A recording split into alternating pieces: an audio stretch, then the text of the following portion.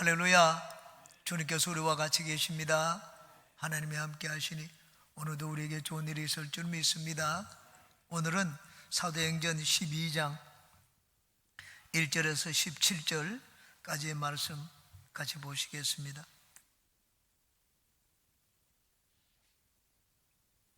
사도행전 12장 1절에서 17절까지의 말씀입니다. 다 같이 합독합니다. 시작.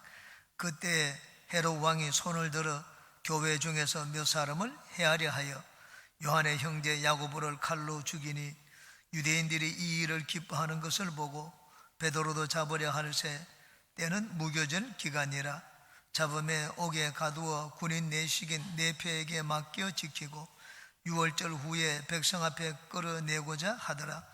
이에 베드로는 옥에 갇혔고 교회는 그를 위하여 간절히 하나님께 기도하더라. 헤롯이 잡아내려고 하는 그 전날 밤에 베드로가 두 군인 틈에서 두 쇠사슬에 매여 누워 자는데 파수꾼들이 문 밖에서 옥을 지키더니 호련히 주의 사자가 나타나며 옥중에 광채가 빛나며 또 베드로의 옆구리를 쳐 깨워 이르되 급히 일어나라 하니 쇠사슬이 그 손에서 벗어지더라.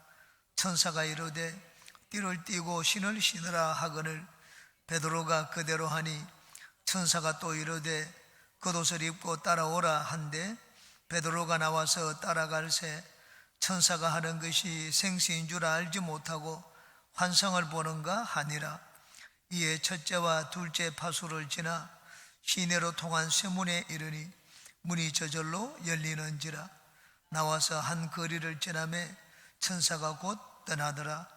이에 베드로가 정신이 들어 이르되 내가 이제야 참으로 주께서 그의 천사를 보내어 나를 헤롯의 손과 유대 백성의 모든 기대에서 벗어나게 하신 줄 알겠노라 하여 깨닫고 마가라 하는 요한의 어머니 마리아의 집에 가니 여러 사람이 거기에 모여 기도하고 있더라.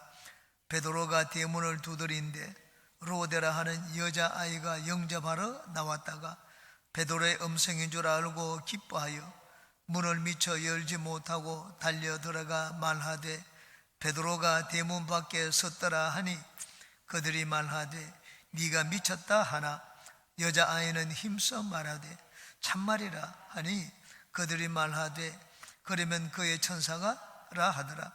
베드로가 문 두들기를 그치지 아니하니 그들이 문을 열어 베드로를 보고 놀라는지라. 베드로가 그들에게 손짓하여 조용하게 하고 주께서 자기를 이끌어 옥에서 나오게 하던 일을 말하고 또 야고보와 형제들에게 이 말을 전하라 하고 떠나 다른 곳으로 가니라. 아멘.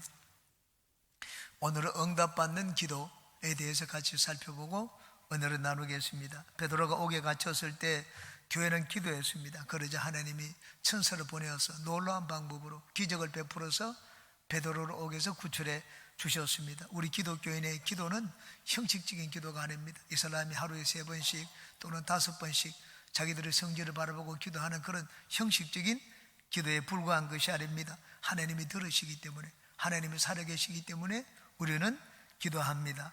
이번 특세기간 동안에 우리는 추수감사절을 위해서 감사의 기도도 드리고 수험생과 취준생들을 위하여 우리는 기도하고 있습니다.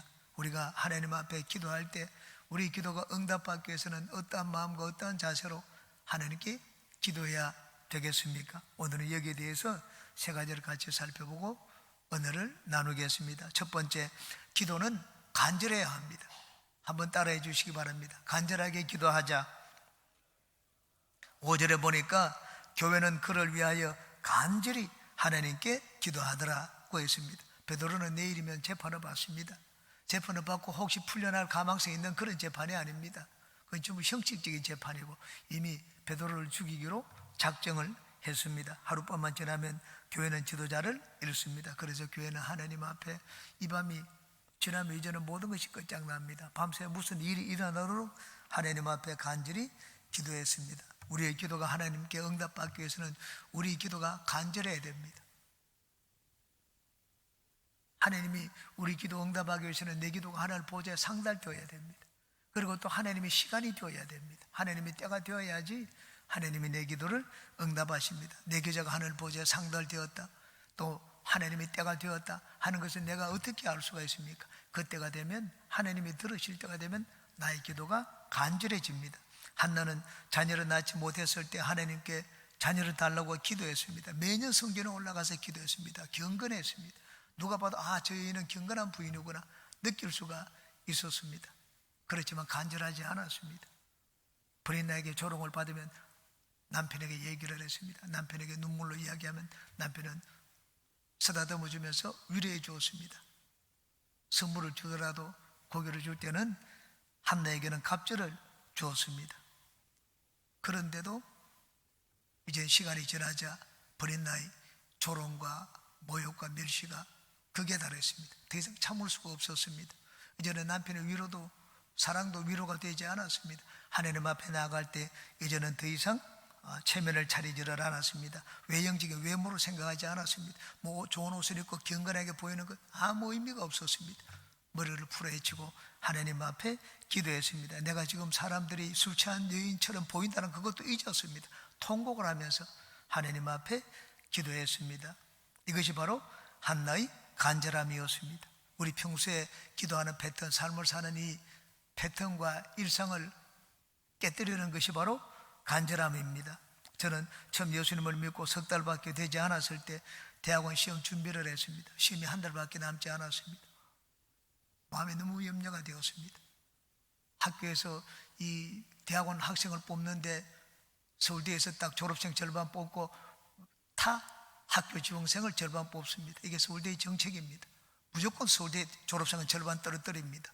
그 떨어뜨리니까는 그 속에 들기 위해 가지고는 진짜 마음이 얼마나 공부를 잘하는 것도 아니니까 두렵고 염려가 되었는지 모릅니다. 그래서 예수님을 믿은 지 석 달밖에 되지 않았지만은 새벽 예배를 나가야 되겠다는 그런 마음이 생겼습니다. 누가 그런 마음을 주셨는지 모릅니다. 간절함 때문입니다.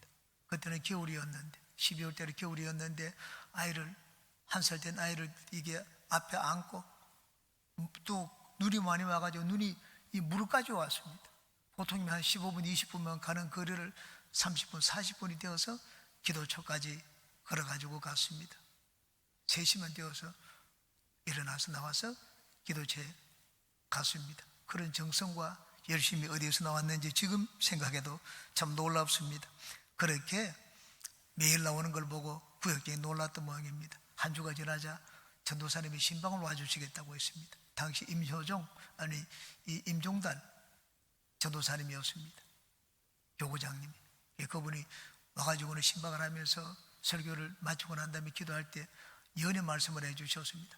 대학원 시험에 합격했으니까 염려하지 마세요. 저는 그 말이 예언의 말씀인 줄 몰랐습니다. 저를 위로하기 위해서 그냥 던질 한마디 말씀인 줄 알았습니다. 그럼에도 한 달 동안 열심히 나갔습니다. 시험을 치고 난 다음에도 결과 발표가 날 때까지 나갔습니다. 결과 발표가 난 다음 날부터 나가지를 않았습니다. 마음이 불안했습니다. 혹시 내가 시험에 떨어지더라도 심사위원이 이게 채점을 할 때 좀 불쌍하게 가지고 봐주지 않을까?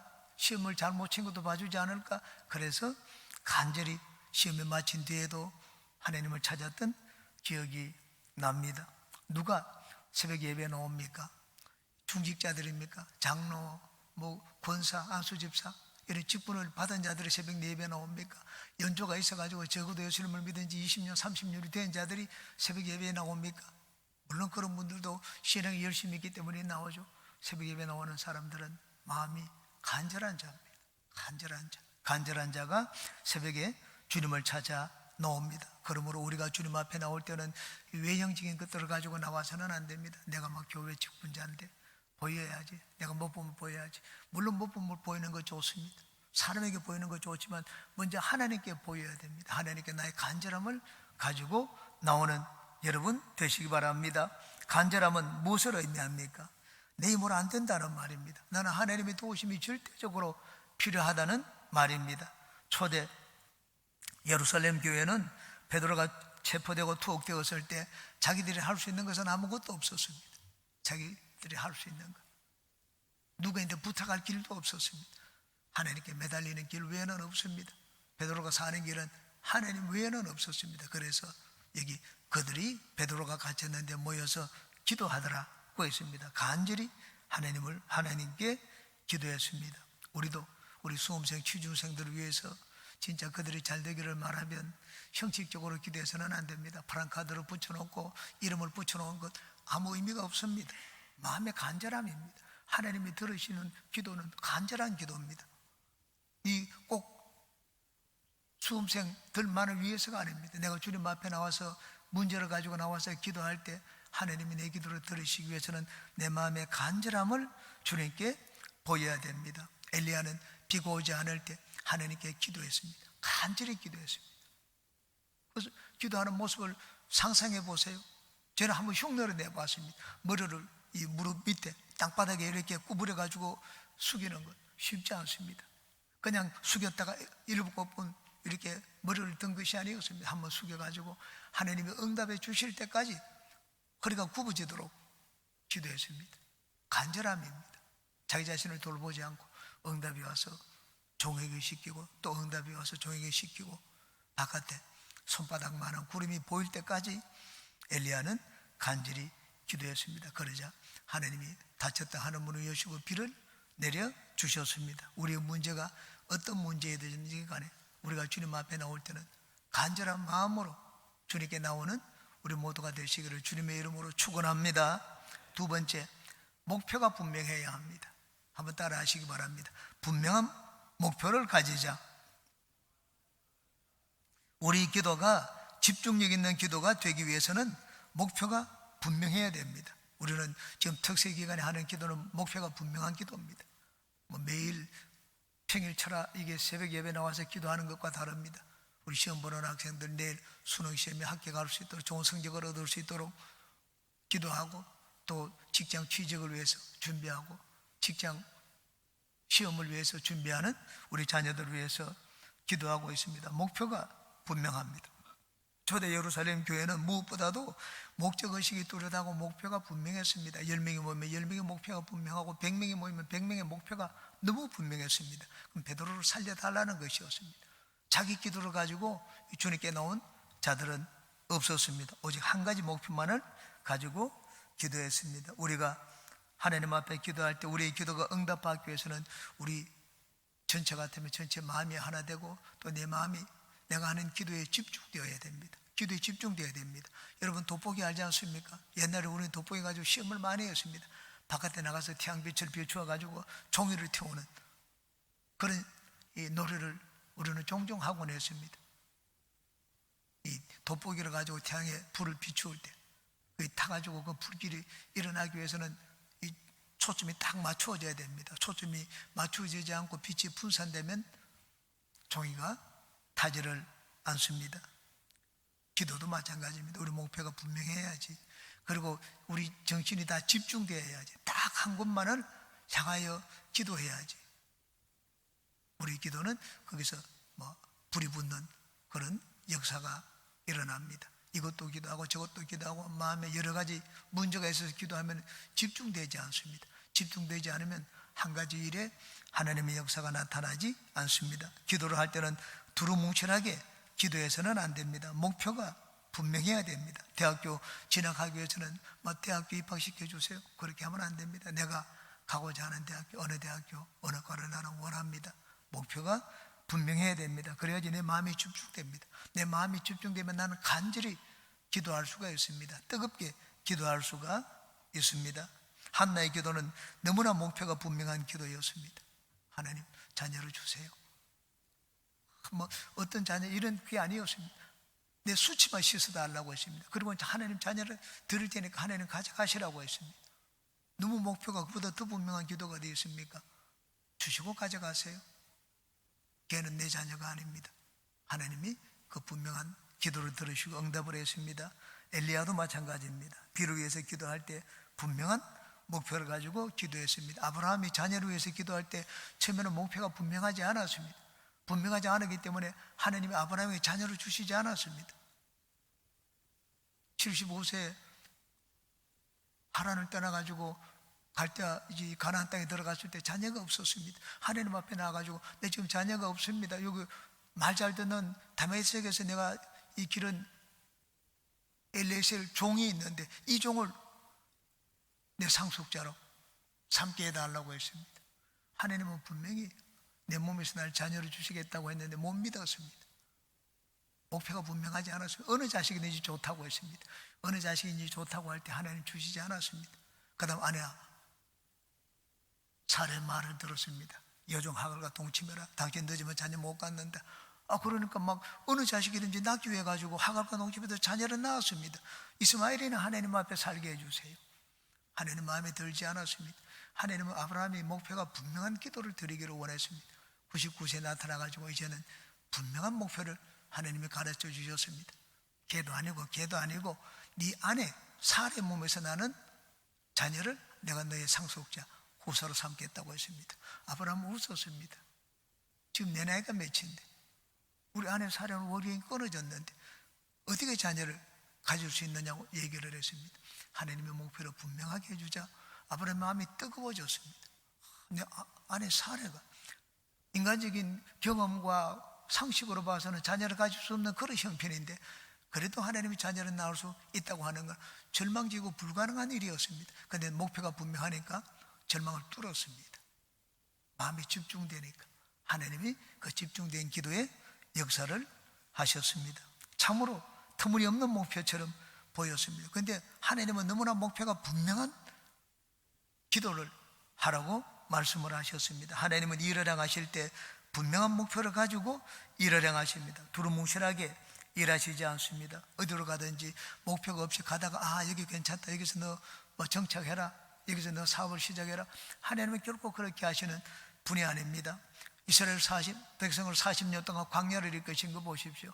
하나님이 그냥 이리저리 엇결다가 여기 풀이 많구나 쉬어라 그렇게 했습니까? 결코 그렇지 않습니다.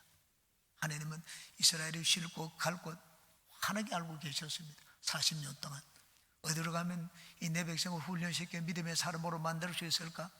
하나님이 다 알고 계셨습니다. 그래서 40년간 다니면서 이스라엘을 믿음의 사람으로 만들었습니다. 그리고 마침내 젖과 꿀이 흐르는 가나안 땅으로 인도하여 드렸습니다. 그러므로 우리 수험생들, 취중생들은 목표가 분명한 기도를 드려야 됩니다. 부모님들도 우리 자녀에게 분명한 목표를 자꾸 갖도록 만들어야 됩니다. 내가 기도할 때도 목표가 분명한 목표를 가지고 기도하고 우리 자녀들에게도 그런 목표를 바라보도록 기도해야 됩니다. 조영기 목사님의 4차원의 영적 세계라는 책에 나오는 내용입니다. 거기 조영기 목사님이 미국의 한 시골 교회 붕괴를 인도하기 위해서 방문을 했습니다. 그런데 거기 이 교회 학교에서 봉사하는 나이든 처녀가 있었습니다. 노처녀죠. 노처녀가 목사님이 와서 기도 부탁을 했습니다. 기도 부탁을 하는데 조영기 목사님에 대해서 알고 그 기도를 가져왔는데 보니까 10몇 가지가 되었습니다. 14가지인가 18가지인가. 신앙이 좋아야 되고 교회 학교 봉사해야 되고 그리고 음악에 취미가 있어야 되고 직장이 괜찮아야 되고 키는 180cm가 돼야 되고 인물이 핸섬해야 되고 10몇 가지 가져나왔습니다. 그대로 적어놓은 그대로 기도해 주었습니다. 그리고 몇 년 뒤에 그 시골 교회를 다시 방문할 기회가 있어서 갔습니다. 그러더니 그 여선생이 와가지고는 남자로 소개했습니다. 목사님 이분입니다. 목사님이 어리둥절해서 놀랐습니다. 이분이라뇨. 목사님이 지난번에 기도해 줬던 그 배우자 그런 사람을 제가 만났다고 했습니다. 초등학교 교사고 그것도 음악 선생이고 그리고 키가 180cm고 얼굴이 훤칠하고 신앙이 좋아서 교회 학교 교사로 봉사하고 있고 10몇 가지 기도 제목을 내놓고 기도했는데 하나님이 다 들어주셨다면서 그 남편을 데려와서 소개하는 일을 만났다는 말씀을 적어놓은 것을 봤습니다. 여러분 목표가 구체적이면 구체적일수록 우리 목표는 더 분명해집니다. 목표가 구체적이지 않으면 분명하지 않습니다. 저는 처음에 차를 탔을 때 운전하는데 이 기아 변속을 시키는 게 너무 어려웠습니다. 언제 변속시킬 줄 몰랐습니다. 기아가 이렇게 막 겉도는 소리가 나기도 하고 저는 차를 탈 때마다 기도했습니다. 하나님 1단에서 2단 변속할 때 잘하게 해주시고 2단에서 3단 변속할 때 잘하게 해주시고 3단에서 4단 변성할 때 잘하게 해주시고, 후진할 때, 후진은 또 더 어렵더라고요. 기어 넣는 게. 후진할 때 잘하게 해주세요. 저는 1년이 넘도록 그렇게 기도했습니다. 왜? 내가 잘 못하기 때문에. 하나님 앞에 기도할 때는 분명하게 기도해야 돼요. 구체적으로 기도해야 됩니다. 구체적으로 하면 할수록 내 목표가 분명해집니다. 목표를 가지고 직장에 취직을 하더라도 나는 연봉을 얼마 받는 데를 원합니다. 아니면 어떤 데를 원합니다. 분명해야 됩니다. 분명한 구체적이어야 됩니다. 구체적이면 구체적일수록 목표가 분명하게 됩니다. 여러분은 무엇을 가지고 주님 앞에 나와서 기도하더라도 목표가 구체적이고 분명한 기도를 드리는 여러분 되시기를 주의 이름으로 축원합니다. 세 번째입니다.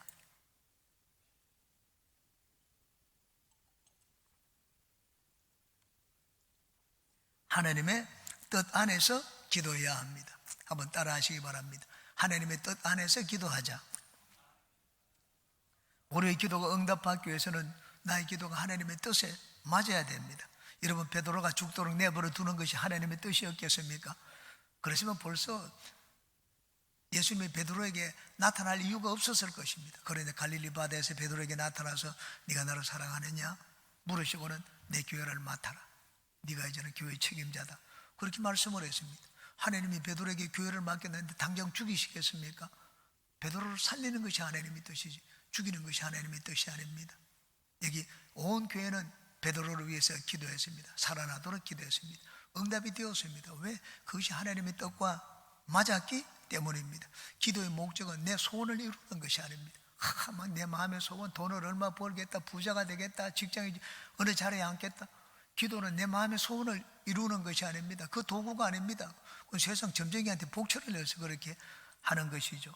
기도는 하나님의 뜻을 이루는 도구입니다.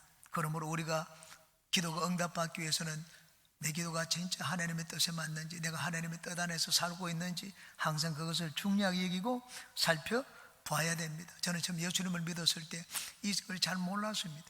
하나님의 뜻과 기도 응답에 대해서 잘 몰랐습니다.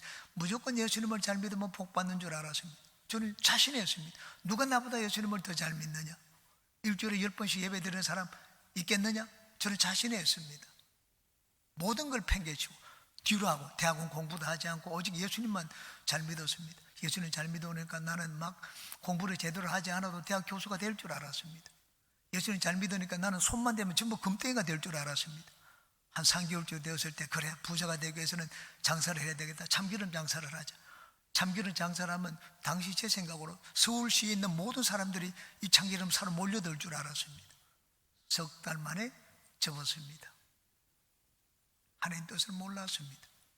내가 참기름 장사를 하는 것이 하나님의 뜻인지 묻지도 않고 내가 예수님을 잘 믿으니까 무조건 모든 것이 잘 될 것이라고 생각을 했습니다. 허무맹랑한 생각이었습니다. 예수님을 믿는 우리가 기도한다고 해서 무엇이든지 다 응답받는 것이 아닙니다. 기도는 내 욕심을 채우는 것이 아니고 내가 원하는 대로 세상을 그렇게 만드는 것도 아닙니다. 반대로 우리의 기도가 하나님의 뜻에 맞으면 어떤 절망적인 상황 가운데서도 그 하나님은 상황을 뒤집어 주십니다. 중요한 것은 하나님의 뜻입니다.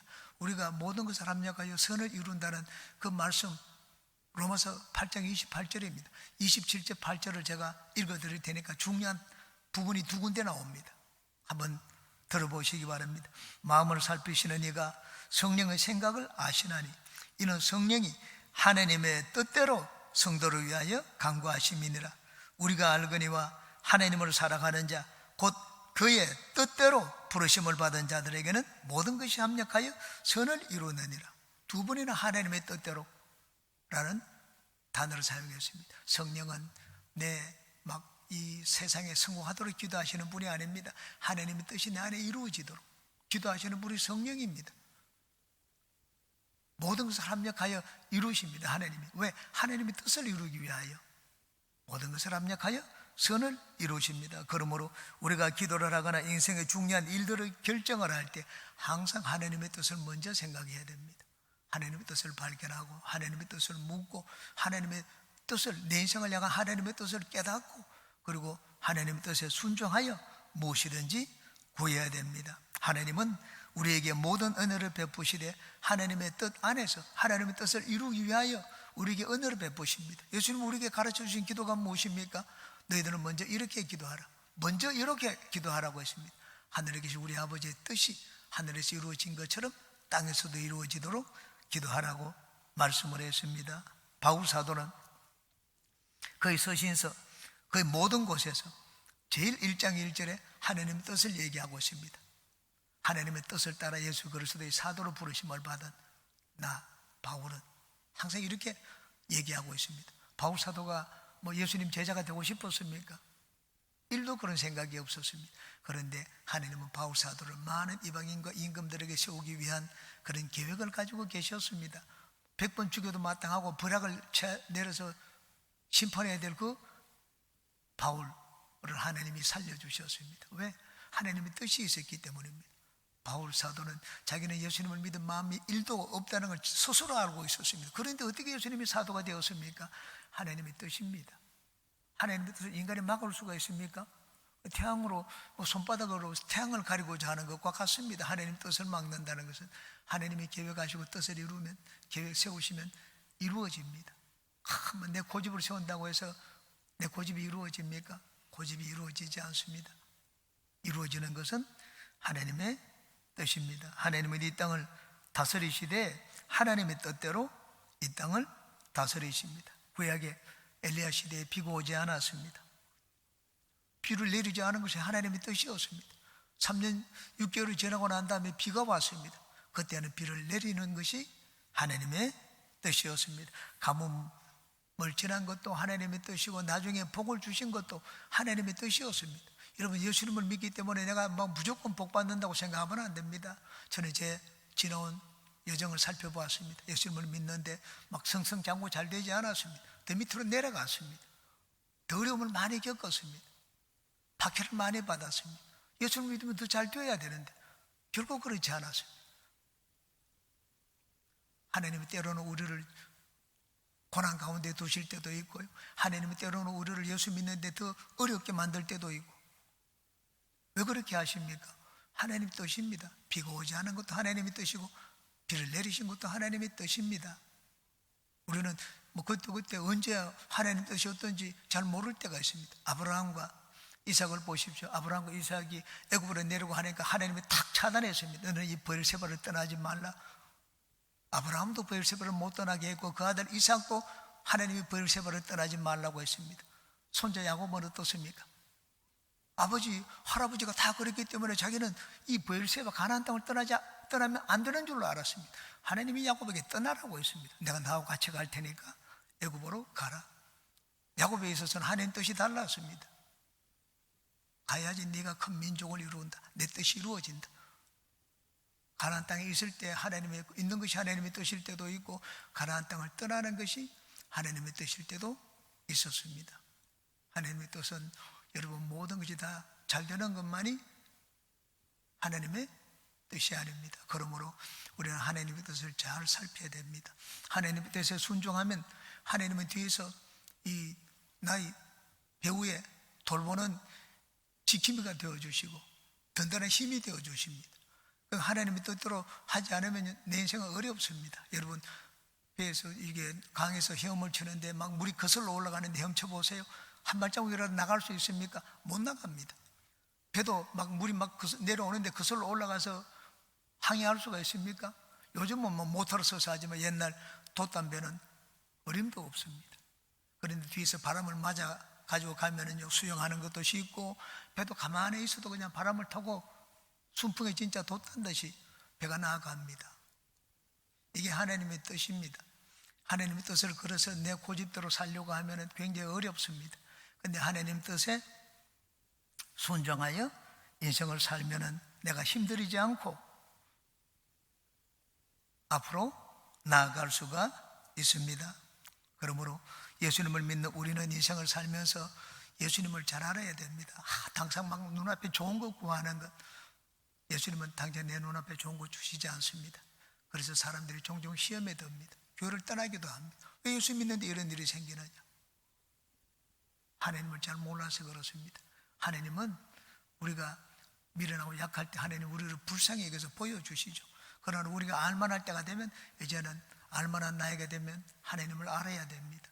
하나님은 내 고집, 내 마음의 소원 이루어주시는 분이 아닙니다. 하나님의 뜻을 이루시는 분이 하나님입니다. 그러므로 항상 우리가 기도할 때는 하나님 뜻을 묻고 찾고 발견해야 되고, 인생을 살 때도 하나님 뜻 안에서 살아야 됩니다. 그러면 우리 인생은 쉽습니다. 우리 인생은 복을 받습니다. 마침내 복을 받습니다. 하나님 뜻 안에서 우리 모든 기도가 응답되고 상달되고 응답되고, 그리고 하나님의 복을 누리며 사는 우리의 삶이 되시기를 주님의 이름으로 축원합니다.